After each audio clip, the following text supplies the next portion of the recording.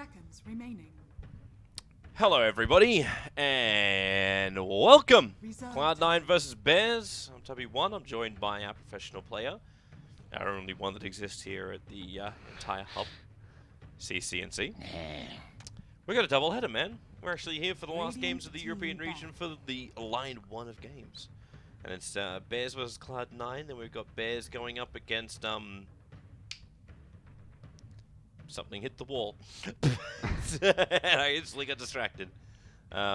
Is it? It's one of the 5 teams that people expect. Is Nip. it secret? Oh, it's Nip. That's right. It's Nip. Nip. Came to mind at the last moment. Yeah. Yeah. Do you think Bears can be challenged by either of these guys, considering Bears have looked pretty fantastic so far? I don't know. I think Cloud9 has a better shot against Bears than NIP do. Cloud9 have been looking pretty decent. Their drafts are kind of unorthodox and weird, and I definitely think Bears are favored. Earth Spirit. But I think they potentially have a shot. Radiant team pick. Bears are just like so strong. I think they have a plethora of play styles. I think they understand drafting really well. I think Fada's a super smart player. I think Firo is like very mechanically talented. That's like what you want a lot of times with these new players.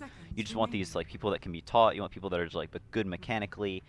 They they don't feed. They can farm well. Like the simple things like that. And then you have a player that like Fada that can teach them. I think it goes a long way. Reserve time. Man, I know Fada was always one of the smarter players back in he would have just Warcraft 3 Dota days.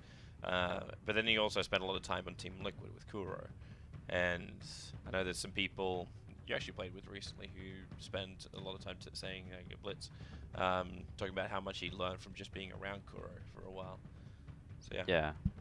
That's the thing with like a lot of those smarter players. They tend to be on teams with other smart players, and so they just have this massive bank of knowledge. And they understand the game at a very high level. They understand specific heroes, and that allows them to do things like this. Just first pick Invoker. War Chief. They just have that much confidence in themselves. I was actually wondering like how you would approach it. Like both the Coddle as well as the Invoker as two heroes which I saw them use looking through their previous games.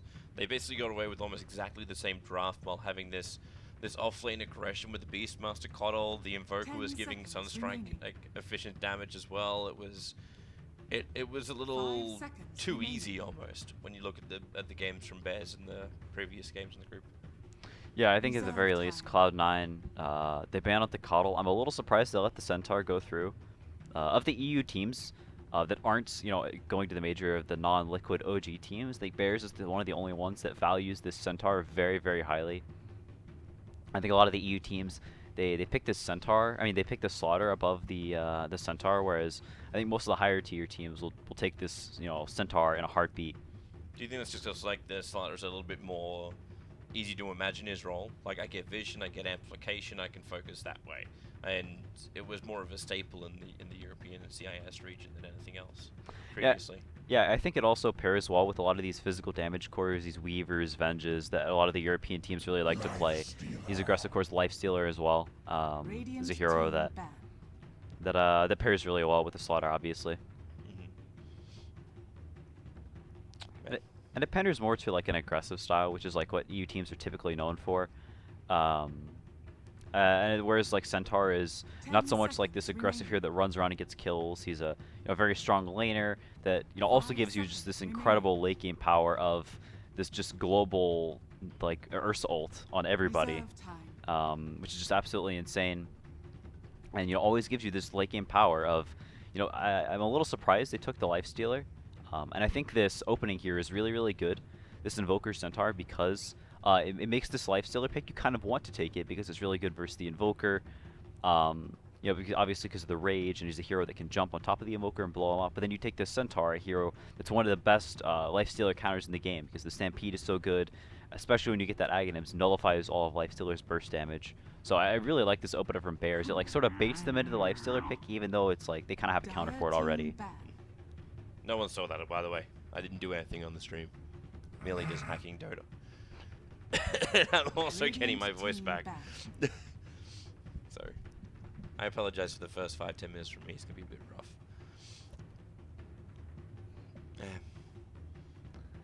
Dark Seer. It's a pretty nice ban with the Earth Spirit. You don't want these like random dual offlines. It also lets you 5 surge the seconds lifestealer, so remaining. sort of counters the Stampede to a degree. You can just surge the lifestealer in, so he doesn't care about everybody else Reserve running max time. moves because he is. Obviously a great hero with like these two melee heroes, these running heroes, lets you do that style where you just kind of stampede, or for like you storm the safe lane. Yeah. With all these just running you heroes with the ion shells, I think it'd be pretty hard to deal with. So instead, take that away. I always wonder too, like when you take out the Dark Sea, like if you're looking to protect your safe laner, instead of having to have those safe laners with the normal regeneration, like Juggernaut as well as Lifestealer, just to make the lane easy. And they take out the Dire Sniper team as back. well. Yeah, I'm curious what Fado will play. Whenever they run this Invoker, they almost all, because Firo plays the Invoker, so Fado will play like the safe lane hero. I'm curious what he'll play. We've seen him play like Weaver a lot. Okay, yeah, so they banned that out. Whenever team he's pick. playing the safe, and we'll see him play like Weaver, Timbersaw. He'll play a lot. I'm trying to think of what else he's played in the safe lane. I don't know how good Dire Timbersaw is team this pick. game. We'll see what the rest of their heroes are, but he yeah, Fada's hero pool is kind of weird. He originally, people thought he was going to be playing, pretty reasonably exclusively mid. But Bakamoto's, or Firo, is just a much more 10 farm-oriented seconds player. And I also don't think Fada plays the Invoker. He doesn't play this heroes like Alchemist, 5 and it's much more seconds Firo remaining. style. So, having these players that can just swap around the roles all the time, sort of like the No Tail and Reserve Miracle time. dynamic, I think can be really, really good. Yeah. Yeah, originally, like, I remember watching the games earlier today. I'm like, well, I haven't actually got to watch much Dota before this. And then Fado was playing safe lane and not the Invoker, which for me, I remember his Invoker from before. And yeah, he wasn't on it. I'm like, okay, this doesn't feel right. And then I saw Vero and his Disruptor. timings for Invoker, his movement with Invoker was Radiant just absolutely team spot pick. on. So I don't mind it either way. And Fada's hero pool is definitely weird, but he's always been a little bit quirky with the way he builds other heroes and can just assign it to any hero. So, yeah.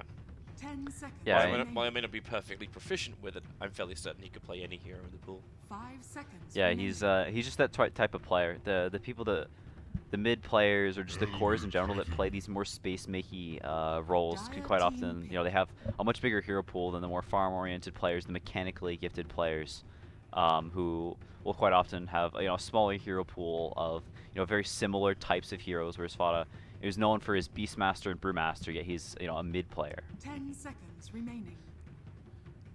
Okay, is there any other team in the European region that actually 5 runs seconds Elder Titan remaining. consistently, apart from Alliance? I think Alliance is one of the very few that I've seen today that's been Reserve doing time.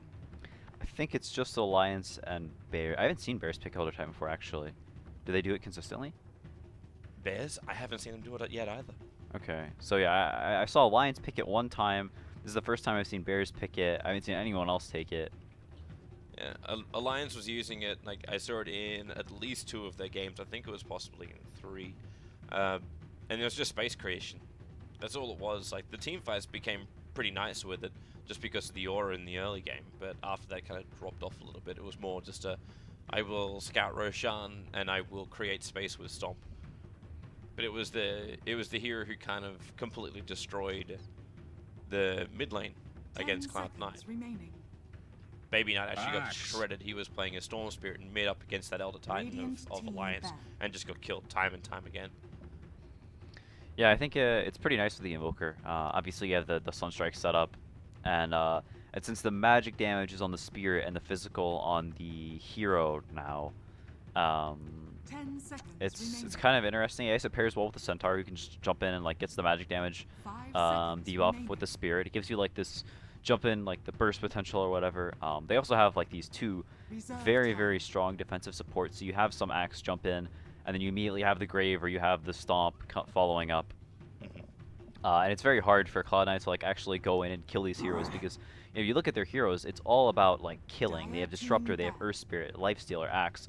They're all, it's not defensive heroes. It's not heroes that are gonna play this, tempo game. They're not gonna split the map. They're gonna get their lanes out and they're gonna try and kill some people. And I think Bears like this Dazzle and Elder Titan. It's like slightly uncommon. 10 Dazzle is seconds pretty common, remaining. but the Elder Titan a little unorthodox. I think it pairs or it plays very well against 5 what Cloud9 seconds have. remaining. The Broodmother ban really is the last one? Like, I know Reserve Cloud9 time. and Baby Knight, when he first actually came 5 back to the Dota seconds scene after remaining. doing his StarCraft stuff, Broodmother was actually his way back in. He would go for a very Dire unorthodox team build, pick. and he ran it as a mid, but still, he tried it. I think he still does mid brood mother. He does? Yeah. So okay. Maybe it's a good thing it was banned now, because his build was to rush Radiance. I don't think he does that. That was his build. 10 I think he seconds got base boots, and then just Soul Ring into Radiance. 5 That was seconds it. remaining. Yeah, I think he does do the mid brood mother from time to time. All right, so shout out to me. It's another Baby Knight classic. Radiant team pick. I think it's pretty good here. They kind of need a tower hitter. They have a lot of killing heroes, but whenever you verse some Elder Titan and Invoker, you really need a hero that you can end the game with, or because you're not winning this game late game versus an Invoker and a Centaur and all this kiting potential 10 from Cloud9 whenever seconds you have a life remaining. stealer. So I think this SF pick is really good. It was either this or like a Medusa or something 5 like that. seconds But Medusa is probably just too slow of a hero for this kind of a game. Yeah.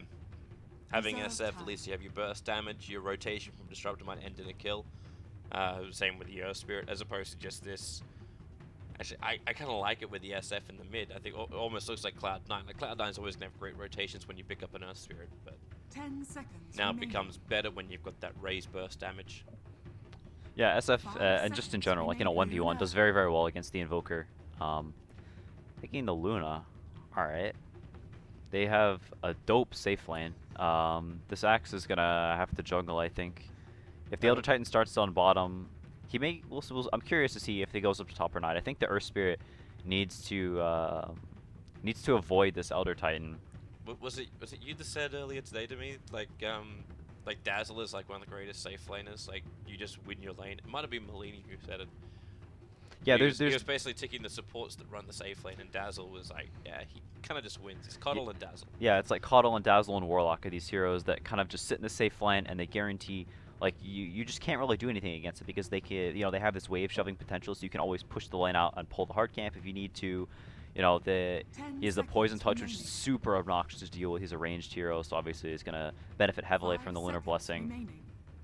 And yeah, like I think just forcing this Axe to go to the jungle, giving this Luna a free lane, I think is really, really nice. And Luna, you typically think of a hero that like is pretty farm dependent, but if you have a nice laning stage, you get up an early HOD, you can actually move around and take Prepare towers for pretty battle. early on.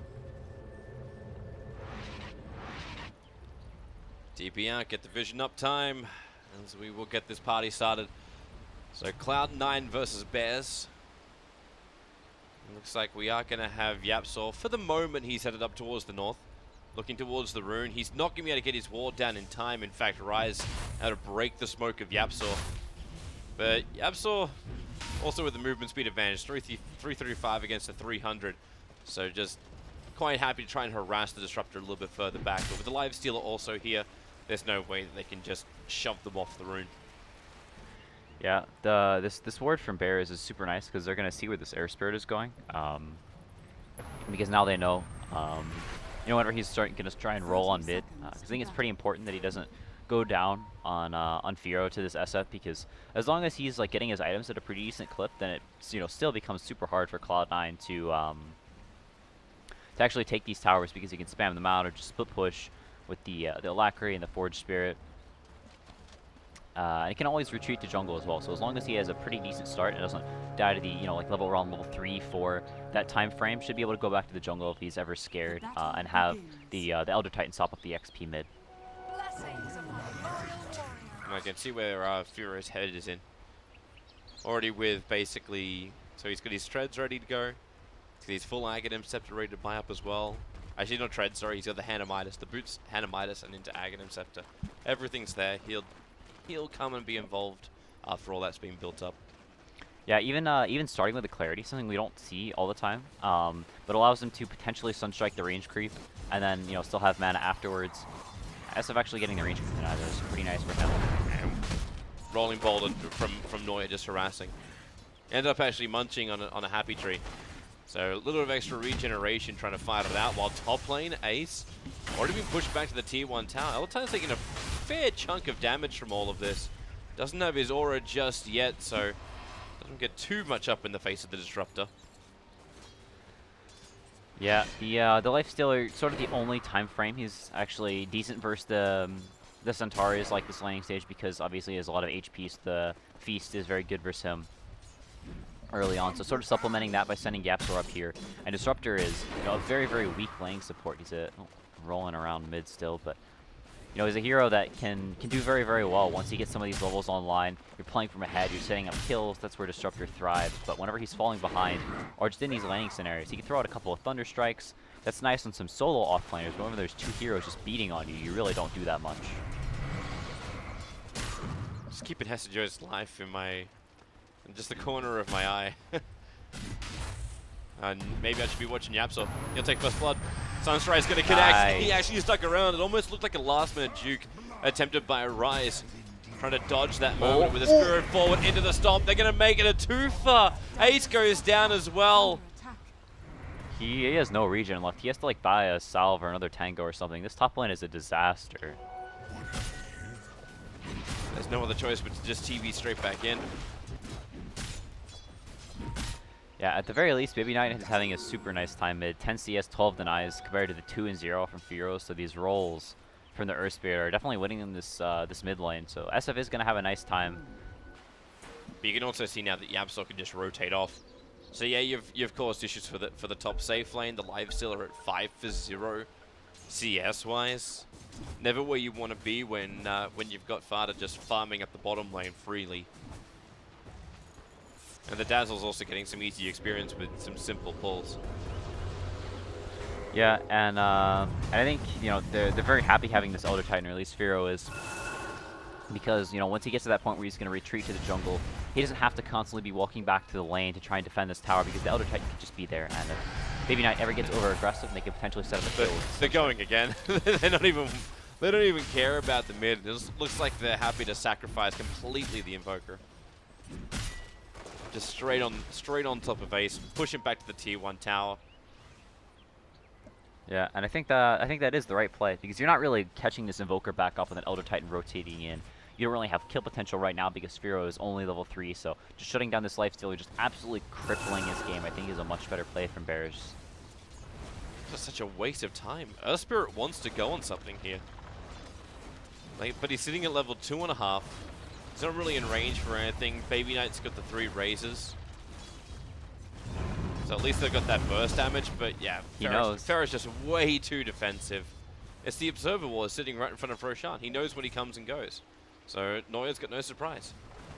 Yeah, that ward is super game winning, and Firo not getting over aggressive, not being greedy, realizing my top lane is absolutely destroying, my bottom lane is free farming, and I can catch up as the game goes later because my Luna will be able to make space for me, my Centaur will be able to make space, and I can get up, you know, to my core items. And then eventually, you know, if I don't feed this SF in the early game, then I can. Oh, maybe this one's a bit better. And Invis gotta dodge the razors, and there was no more mana for the short range.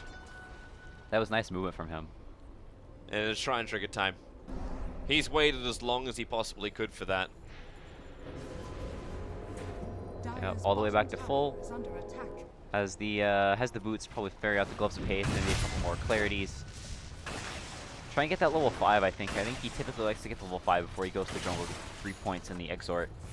Alacrity up to a reasonable point. And then goes and just starts bopping jungle creeps, I think is what he typically does in these types of scenarios. Axe. Fada doesn't have level 6 just yet, but he's coming in with this. He's only got 1 point up in the glades with an extra Lucent Beam, keeping Hesijo as low as possible. It's like they want to rip through this tier 1 tower. It's already down to half life. So the Axe had no other choice but to come down here if he wants to hold his tier 1. Yep, so it's going to slow down his farm a little bit because, you know, like he said, he does have to defend this tower. Not able to continue jungling and get up to that Blink Dagger. And until he has that, they don't really have the greatest ways to make moves. The Disruptor only level 3, First Spirit only level 2, so they don't have those big ultimates online on the supports to be able to do anything. They're pretty dependent on this Axe having a nice game, which, you know, he had a decent start in the jungle, but you're trading, you know, Axe, farming some jungle creeps, getting a 5-minute level 6, so not bad for sure, but the Luna getting free farm off of that. You're just when the Axe has the same amount of net worth as your life stealer.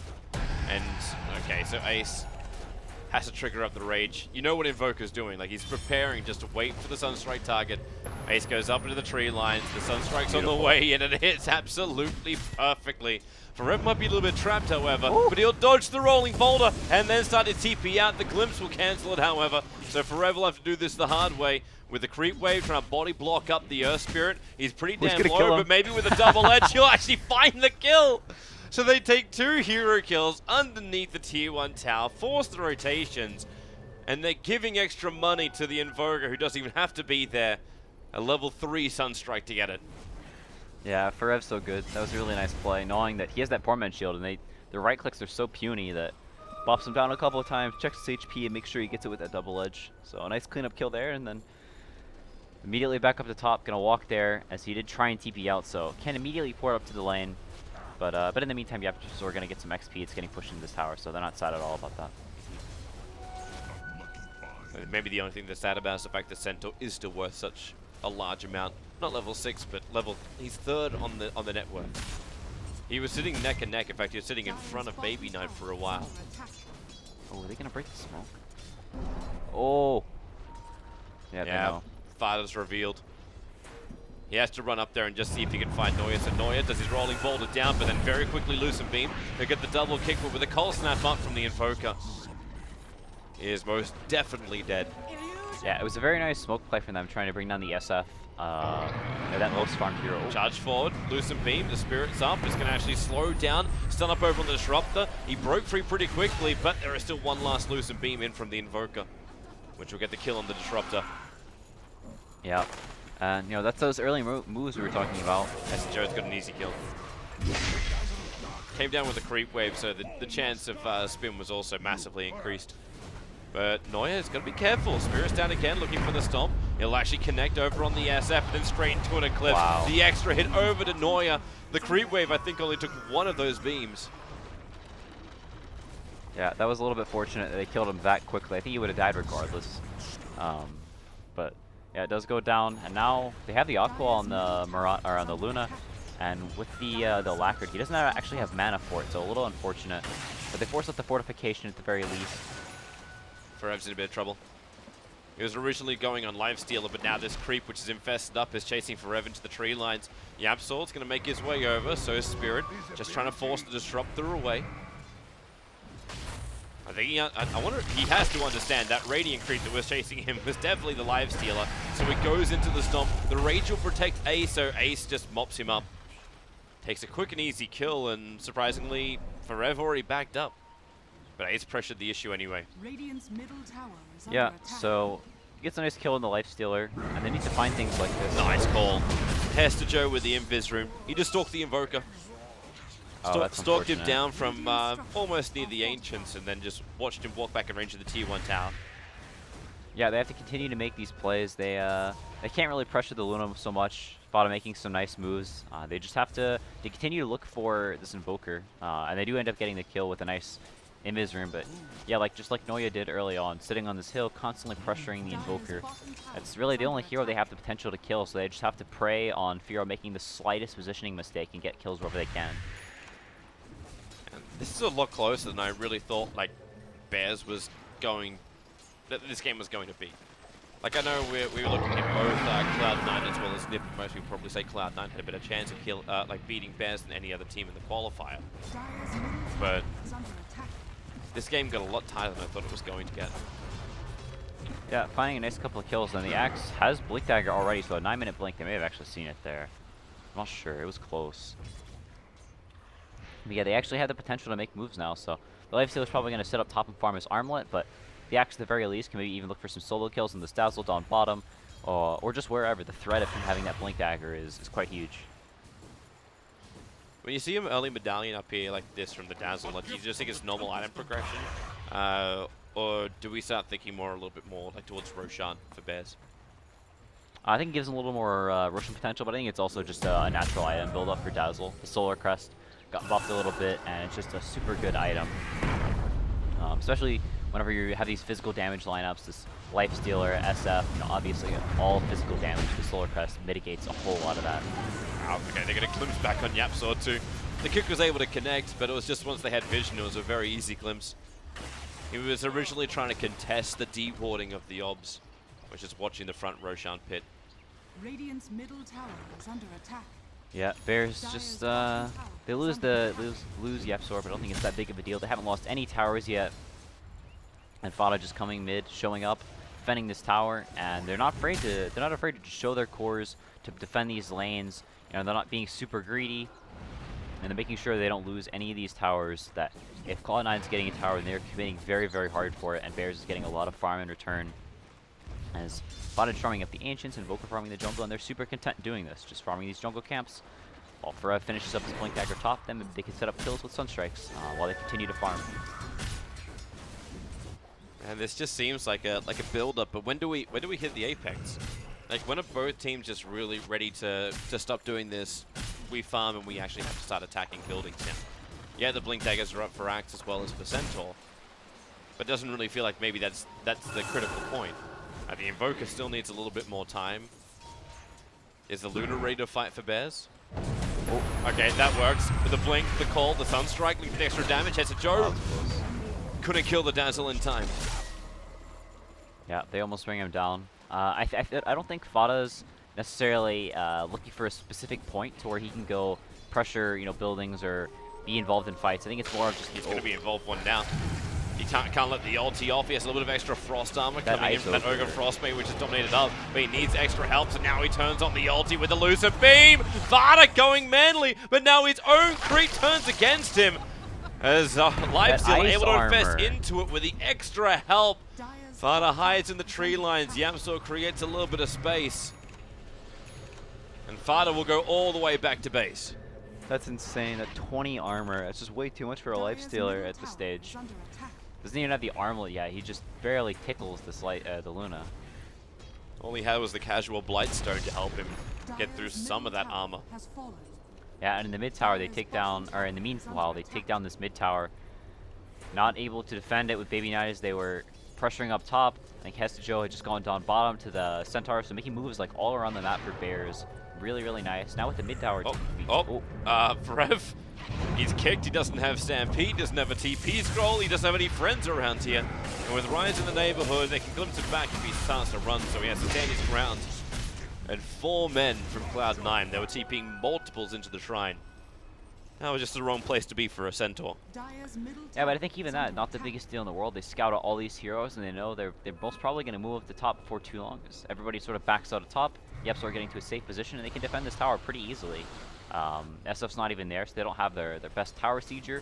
And then both the Bears cores immediately down to bottom, so I think even a death like that, Bears are fine with it. Misses the call.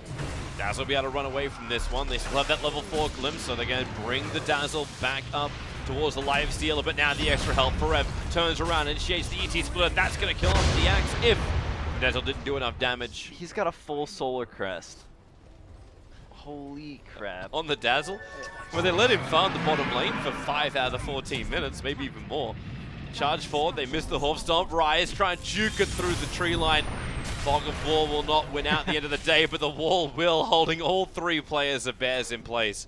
Now on bottom lane, that's where the other initiation goes off, as his father being going on. He doesn't have enough life to survive through this one. Actually, maybe he does. The Shallow Grave, Axe isn't there. He just TP's back out again. And the Stomp, it keeps the Lifestealer in position. Baby Knight trying to punish Yamsor, but Yamsor, now with the Spirit buff up, returning into him, goes back under the tier 1 town, so Cloud9 can't even get that kill. Dazzle gets there in time.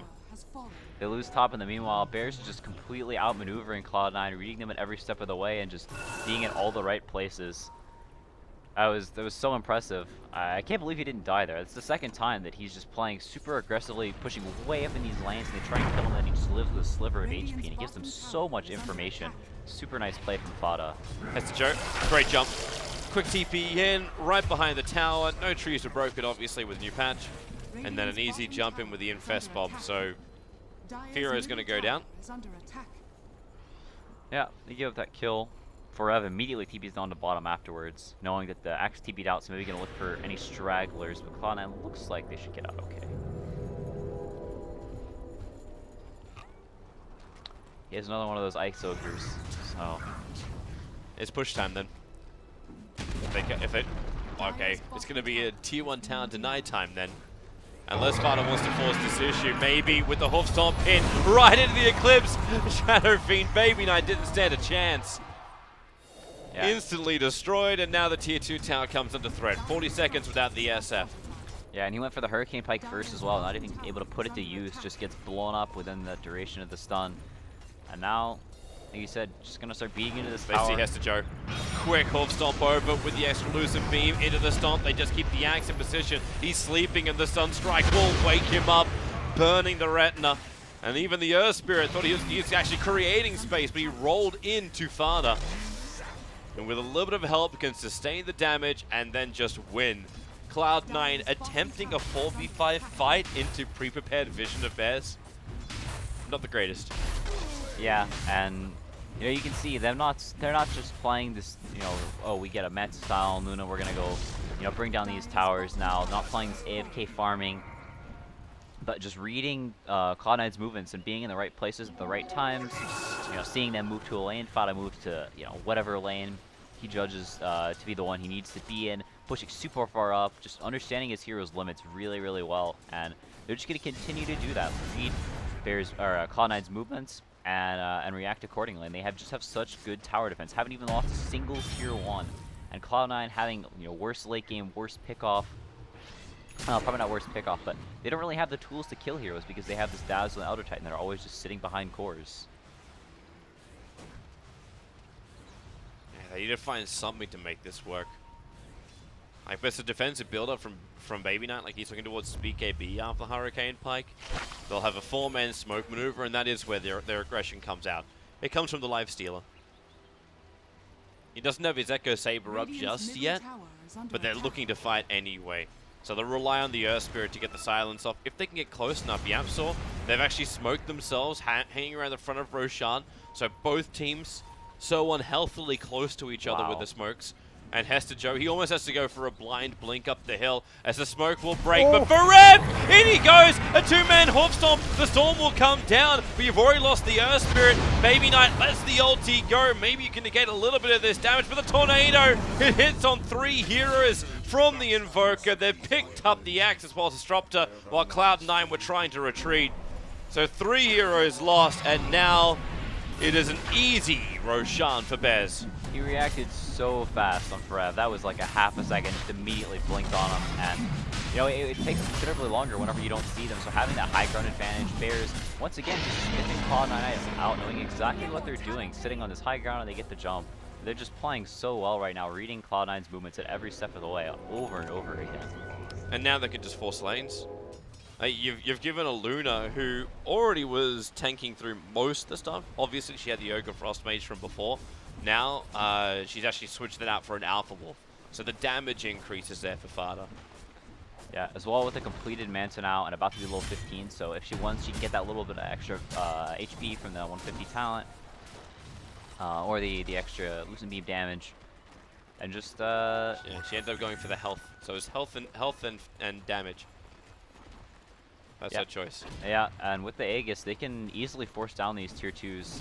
See Firo just continuing farming the jungle, and you know, once Bears take this top tower, they're going to move down towards mid, and he'll push out this mid lane, and they'll probably group up and take this tier 2. Is defending this bottom lane once Cloud9 is all set up is sort of a waste of time. They don't really care if they're all grouped down there, because that's what Cloud9 wants. They want them to come down here. They want to find, you know, Bears split up at any place they can and try and find a pick off.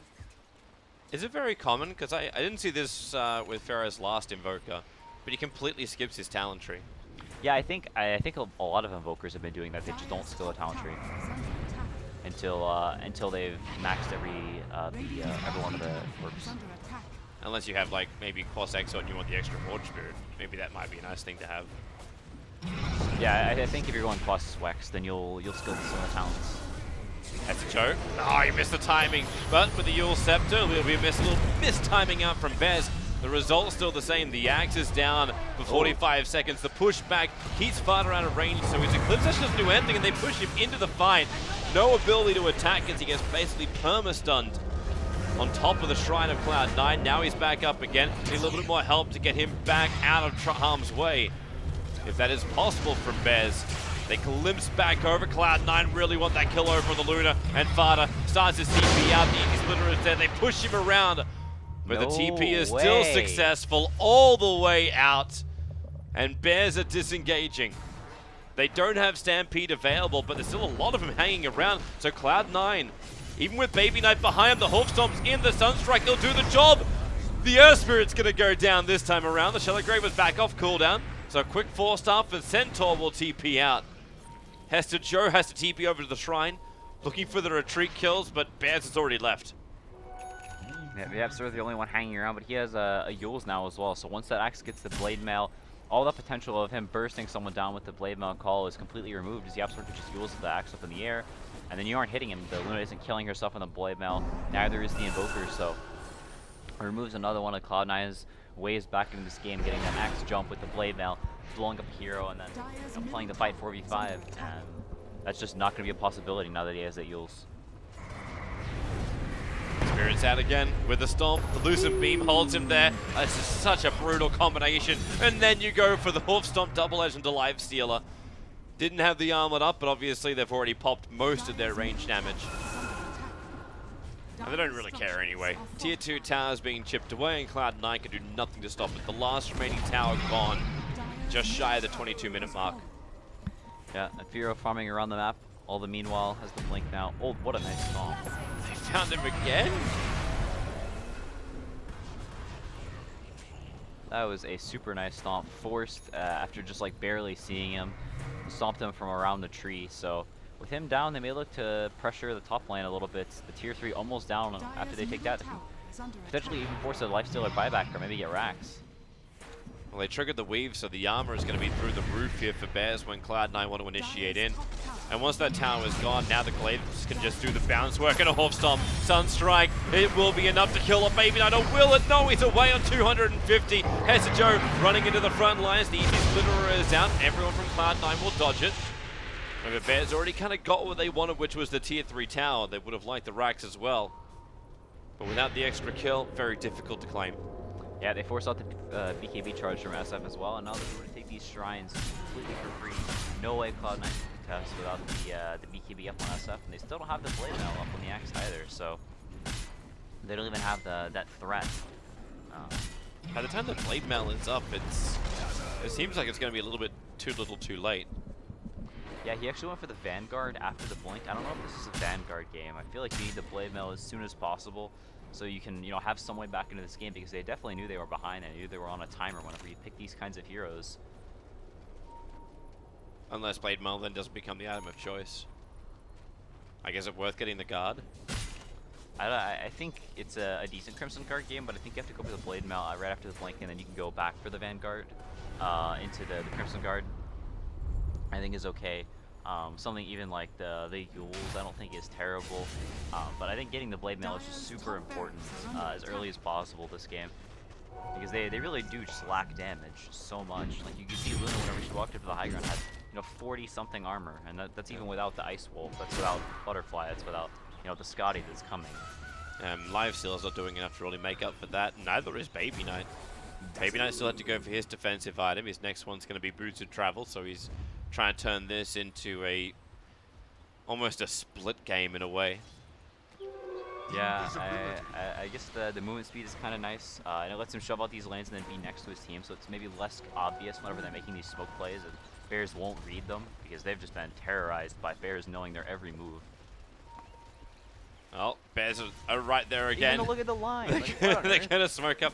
I think they did that. I think they did that pretty close to vision of Cloud9. But Bears are definitely in the right place, and they send the Ogre Frostmage in to have a bit of a look.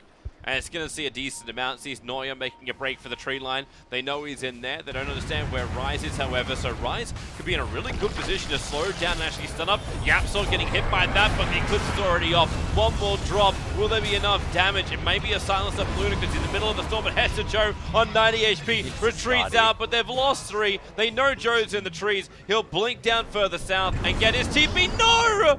Oh, he got red! And he got killed, and Rise will join him. It's going to be a full team kill coming the way of Bears, as Rise is the final one to die. And they actually just call it.